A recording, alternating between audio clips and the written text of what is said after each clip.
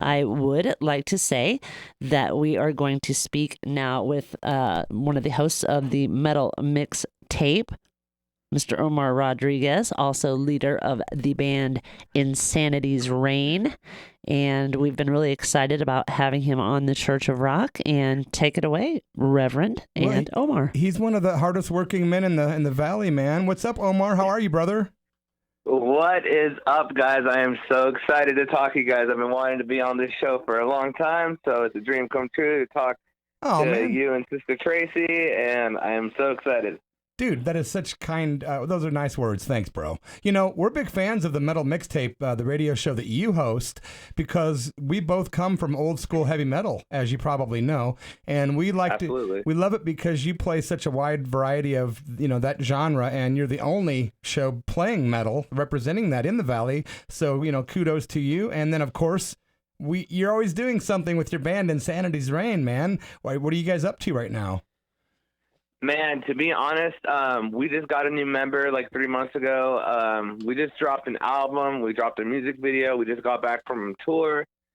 And right now we're working on all of our new songs. So next year we can hit it harder than ever because we're kind of like a band that like never sleeps. And we want to be the best we could be every year and just improve, And that's like we're not too complacent.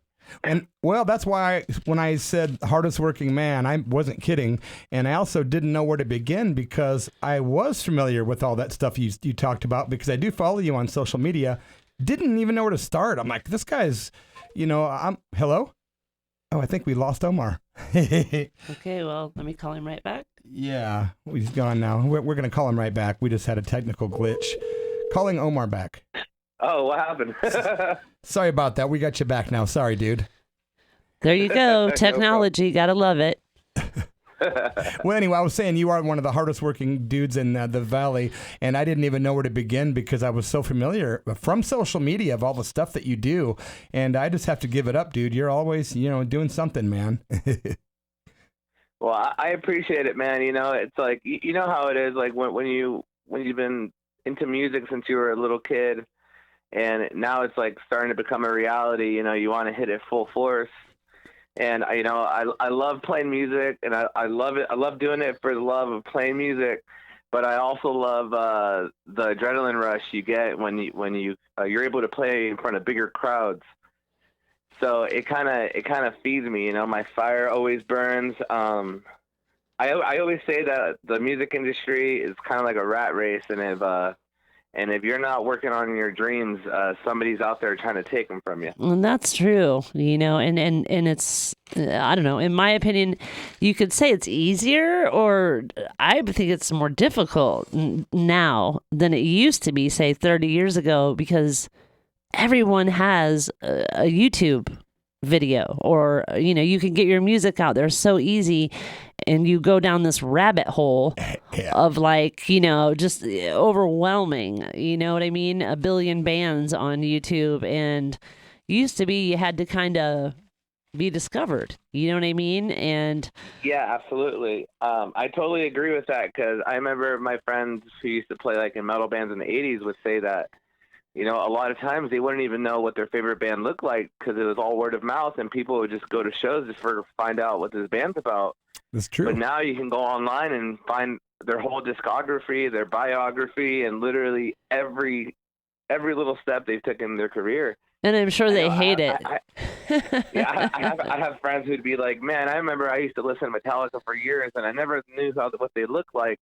And then I finally saw them live and knew, how they look like. And nowadays it's like, when I got into Metallica, I was like, oh, look, 9 albums in. Here's all their shows recorded.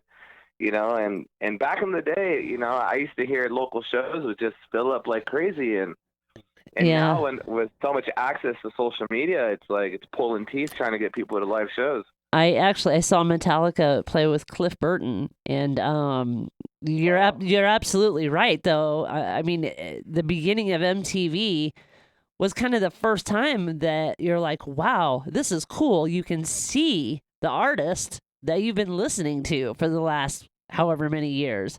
And it just brought a whole new just kind of vibe to music in general, because you could put a face with the music. I'm not sure if that's always a good thing, but you know, it's cool. I mean, hey, in Omar's case, it's a good thing. Right. He's a good looking cat. You know? We always say we have a faces for radio. So in my case, yeah. Well, you know what I used to love from back in the day is that like you used to get excited about seeing a band live because there was so much anticipation behind it. You know, yeah. There was so much like secrecy and what they're going to sound like and everything. And like now, like you can go to a show and you can be like, okay, this is how they sound live on YouTube. This is how their music sounds on Spotify. You pretty much have an idea of what you're getting into. And like, I felt like the secrecy of it is like the beauty of it. Cause like, there's nothing like showing up to a show and being like, wow, I had no idea that this is what I was getting into. Well, it's the spontaneity, the just kind of newness and looking forward to seeing something that you've never seen before and being like, wow, what's this gonna be like? And yeah, you're right. I totally agree and see that. I never really thought about it like that, but absolutely. Like I would say the biggest surprise I ever got when I saw a band live, it was when I was 13 and I saw Guar live. And I had no idea what Guar was about, what type of things they do in their music or anything. And, you know, I was a poor kid, so I didn't have a computer or anything. I didn't know what they were in video. And I remember showing up to their show, and they just squirt fake blood all over everybody. Yeah. I went through that experience when I first started dating Tracy, man, back in like 1992 or 3. I showed up at like 2 a.m, and I ended up getting pulled over for speeding or something, and the cop freaked out and thought I was like some crazy guy that was covered in blood. He was coming from a Guar show. Yeah, and he knocks on my door at 3 a.m, having just driven from a Guar show. So you can imagine he looked like, you know, a mass murderer basically when he got pulled over. Yeah. Well, the weird part was going into the convenience store to grab a drink and forgetting that blood was even on me, and they were all like backing up, like he's here to rob us, you know. Yeah. No, just at a Guar show. That's all. Hey, dude. I wanted to ask you, can you tell us who the members of your band Insanity's Reign are? Like, tell us who's in the band and what they play. Yeah, absolutely. I'll start with our founders. Daniel Stone, he's the drummer to Insanity's Reign. They started this band back in 2013. Second, the lead guitar player, Rusty Lee. The rhythm guitar player, Mr. Jim Grove. Our new bass player, Tony Deal. Tony! And then you're the front man. You're the singer, right? And I'm the singer. And I'm really excited about this lineup. Everybody, you know, I always say, like, being in the band so long takes so much sacrifice. And I say, if you can make it past 3 years, like, the next 10 are going to be a piece of cake. Do you play anything, Omar, or are you just a singer? I do help in songwriting, but before I started singing, this is the first band I ever sang in, like, for a long period of time, but I played lead guitar for 13 years. Oh. And I was in 7 different bands in California, and all I would do is walk in and play guitar solos. One of those cats. Yeah, but the first time I ever got into singing was doing karaoke when I was 21, and somebody told me I sounded good, and I was like, oh, maybe I could try this. Do you prefer, like, if you have to choose, do you prefer guitar over, you know, vocals, or do you do? Honestly, one of the secrets for next year for Insanity's Reign is that for half of our set, I will be on stage singing and playing guitar. It's not a secret now. we won't tell anybody. Well, it's like we have more surprises than that, but you know, I really love playing guitar. It's pretty impossible to choose because my guitar has been my antidepressant for almost 20 years. Well, that's healthy. And it's one of those things where, like, if I don't touch it for a day, I'm getting like withdrawals from music. Well, you know, there are a lot of guys that can't play guitar and sing at the same time. I mean, and you can see that. I mean, I don't know. I'm just thinking of, like, B.B. King's the first guy that comes to mind that could not, you'll never see him play lead and sing at the same time. And you can kind of tell those guys in bands, if you watch, it's like, wow, when he's singing, he's not playing. Yeah. and which, whatever, I could never probably do either, let alone both at the same time. But so that's cool that you'll be doing that. Definitely. Yeah. Well, I think where I learned how to do that came from when I was a young kid. When I first started playing music, I was a loner, and none of my friends played music. They were all like jocks or like into like playing card games and everything. And I was the only musician out of my friend group. So there'd be a lot of times where I'd be like in my room just playing guitar for 8 hours straight, and I didn't have a band. So I literally just try to form my own band, and eventually I learned. Well, and that's why people call you and say, "Hey, will you be a guest on my radio show?" It pays off. Yeah, absolutely. So, dude, as you know, our show's over in like a half hour, so we're almost out of time. But I want to know about your newest album and your very next show that's local. Well, our album is our self-titled Insanity's Reign album. It just got released about 2 weeks ago. We worked really hard on it. It's a 9-song album. We dropped a music video. Our music video finally hit 10,000 views, which is Nice. a big accomplishment for us. Considering we're a thrash band, and I think there's not a lot of thrash in the Valley or around, period, maybe like in San Francisco or Portland, but it's tough sometimes to advertise our music. So the fact that we were able to do that was... No, that's really a killer accomplishment, because being in bands myself, dude, 10,000 is a great accomplishment, dude. Seriously. I've got videos that have been out for like 8 years that have like half that. So man, good job, Insanity's Reign, man. You guys are working it.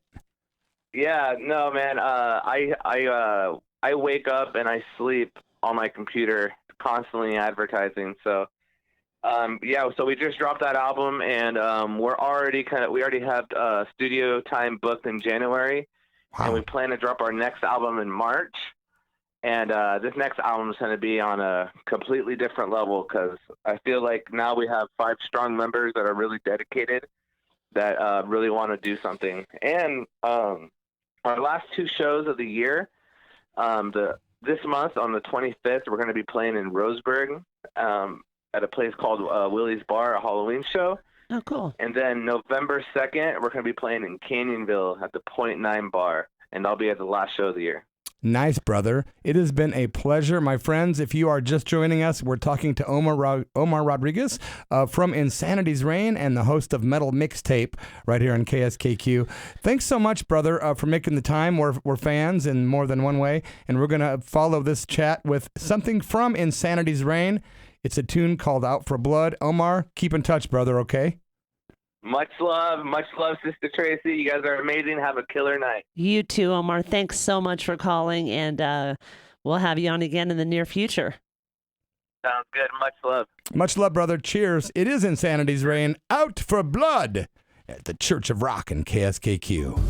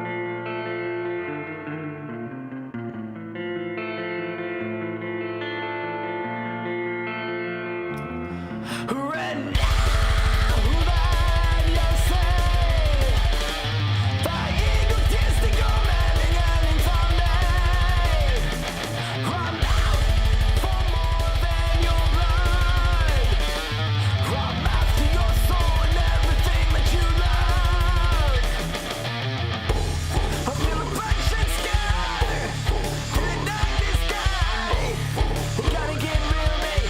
Live in the darling.